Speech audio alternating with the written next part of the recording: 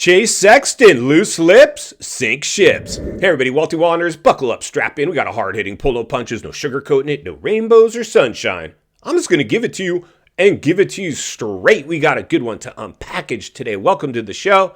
I hope everybody's doing great. So Chase Sexton, welcome back to the Moto merry-go-round as we examine the good, the bad, and maybe a little bit of the ugly. No, Walty, not the ugly, only examine rainbows and sunshine. No. Somebody's got to read between the lines and look between the ruts. That's what we do here at this channel. If you're new, get subscribed, participate in some of the polling on the community page, and even bring your open face and some tear-offs because the roost tends to fly because we're keeping it pretty real over here. See, it's great with these smaller channels that aren't controlled by the industry because we can actually have real talk. And that's what this is all about. I'm not here to make friends. I'm here to tell the truth, or at least my take or version on it. And as somebody that's been in the industry deep.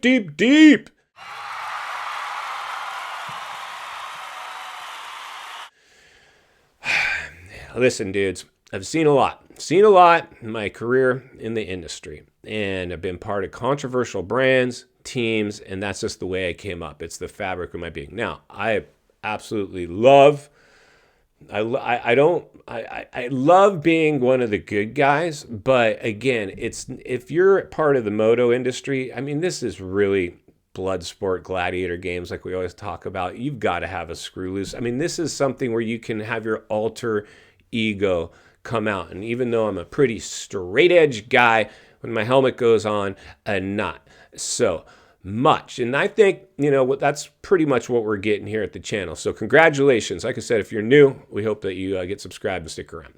But the reality is this. Chase Sexton. Chase Sexton's contract is up at KTM. And, Chase Sexton is very much a professional.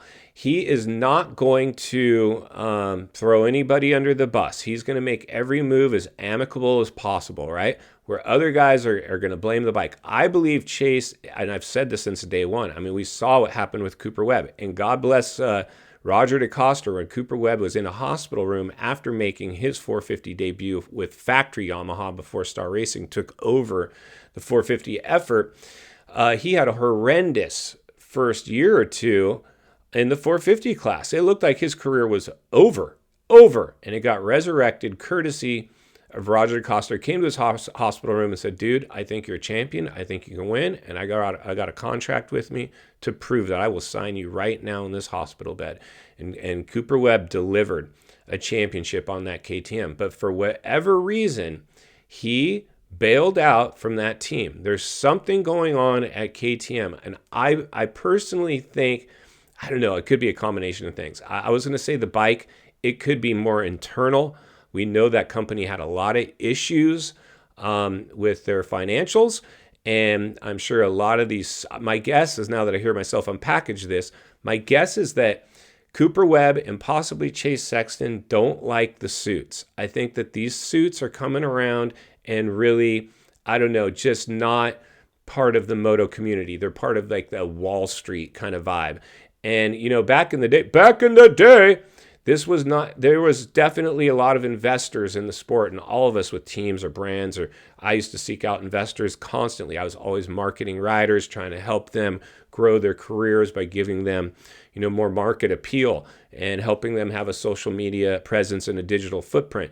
But it was really grassroots guerrilla marketing is how we survived in the industry back in the day. And, now it's so corporate. The bikes now are so competitive.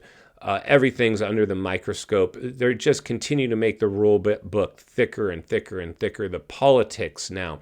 And we even see the amount of money in the sport that a lot of these higher ups, man, they will blacklist you. They will squash you.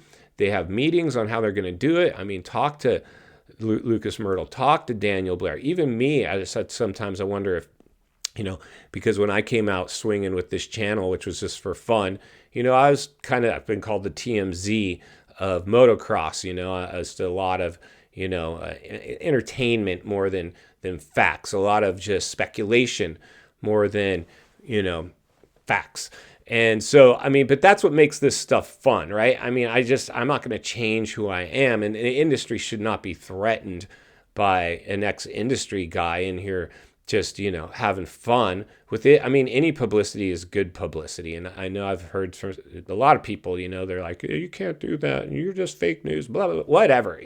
The reality is that the truth is usually somewhere in the middle. And I do my best to report on things the way I've seen based on my age and experience, which is pretty significant.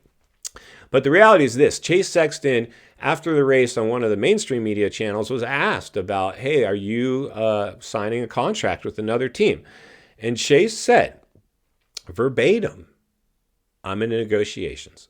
I am in negotiations. So again, if you're new, get subscribed, jump over to the community page. We're going to do some polling on where Chase is going to land. Well, I mean, KTM right now, he's in negotiations with KTM. There's a good chance he will stay.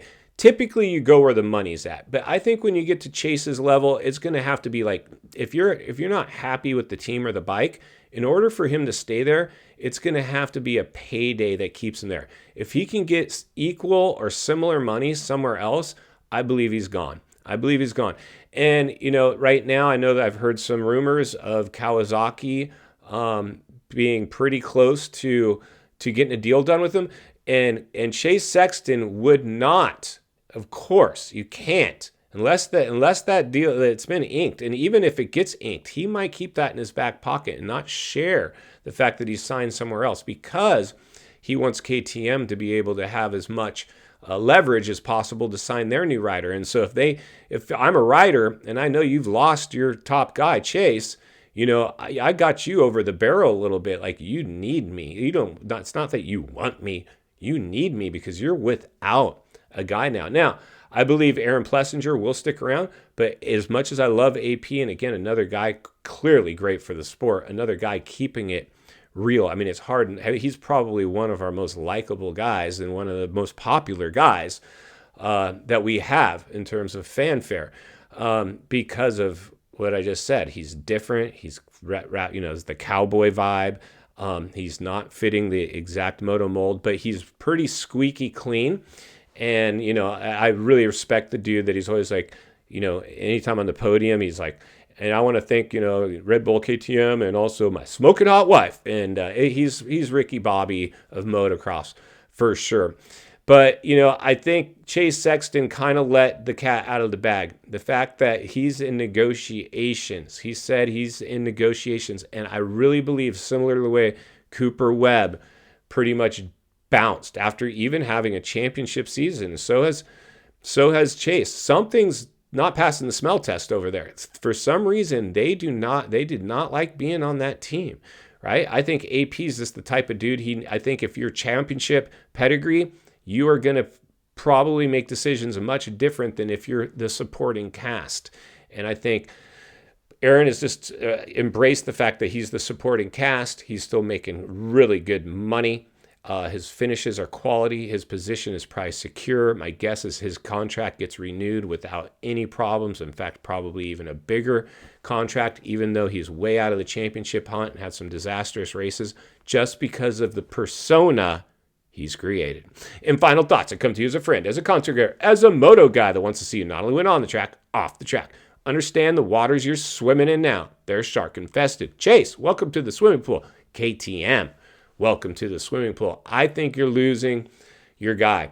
There's a good chance you keep him, but it's going to probably take your pocketbook to do it. I don't know what this restructure with KTM, what kind of slush fund they have to pull from to throw money, big money at a rider like Chase. I would imagine that it's not a lot of wiggle room for them. They're probably going to have to borrow money to hire their next rider because these guys have been completely restructured. One thing is where there's smoke, there's fire. And we saw what happened with KTM basically missing their mark on projected sales. Now they're about to miss their mark on their next rider. That's why Walty will be here to blow the lid off it every step of the way. Because it's not only what we need, it's in fact what we deserve. If you appreciate the content, I want to humbly ask you to give the video a like, subscribe to the channel, leave a comment below. I'd love to hear from you. Social media links in the description of this video if you'd like to follow me there, along with links to channels I've appeared on I think you might enjoy. If you enjoyed this video, gonna love the next video. And there's an easy subscribe icon